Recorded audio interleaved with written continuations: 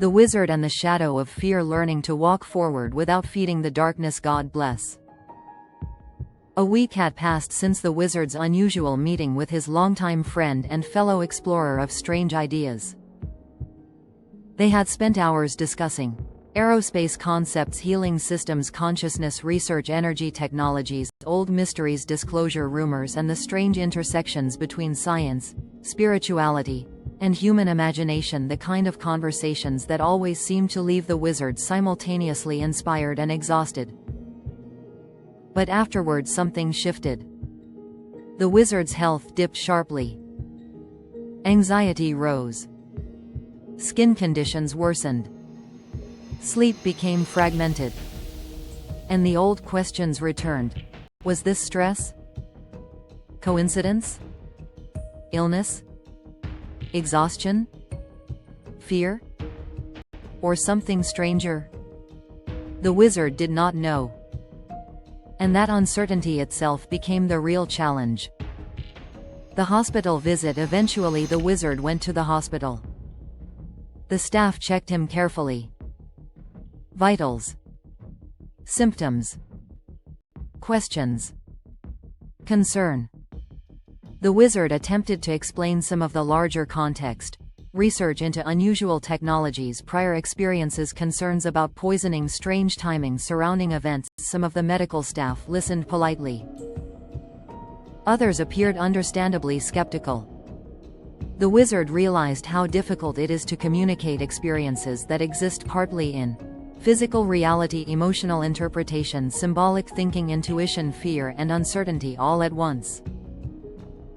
The human nervous system sitting quietly afterward, the wizard reflected deeply. A nervous system under prolonged stress begins searching constantly for patterns. Sometimes correctly. Sometimes incorrectly. When human beings experience trauma, uncertainty, health scares, emotionally charged environments, disturbing stories, or chronic hypervigilance, the mind naturally attempts to connect dots. Sometimes too aggressively. The wizard wrote carefully. Fear can distort perception just as easily as denial can. 6. The weight of the search. The wizard had spent decades exploring difficult subjects. UFO reports, secret programs, healing mysteries, consciousness research, whistleblower claims, hidden technologies, alternative theories, and over the years he had watched some people become consumed by fear. Others became consumed by certainty. Neither path seemed healthy. The wizard no longer wished to feed paranoia. But neither did he want to abandon curiosity. So he sought a middle path. The real battle. The wizard realized something important. Even if dark things exist in the world, living constantly inside fear gives those shadows too much power. Human beings still need sunlight, friendship, laughter, grounding, practical care, balanced thinking, ordinary joys. Without those things, the search itself becomes corrosive. The porch and the future. That evening the wizard sat once again on the porch. The breeze moved gently through the trees. Somewhere nearby, a cat knocked over something important. Life continued normally despite cosmic speculation. And strangely, that comforted him. The accomplices. The wizard thought warmly of the many fellow travelers he had met across the years. Researchers. Dreamers. Pilots. Engineers. Meditators. Whistleblowers. Storytellers. Some sincere. Some confused.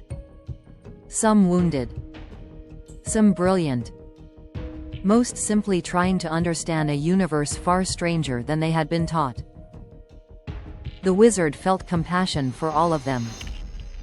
The important realization: he finally understood something deeply. The goal was never merely uncovering secrets.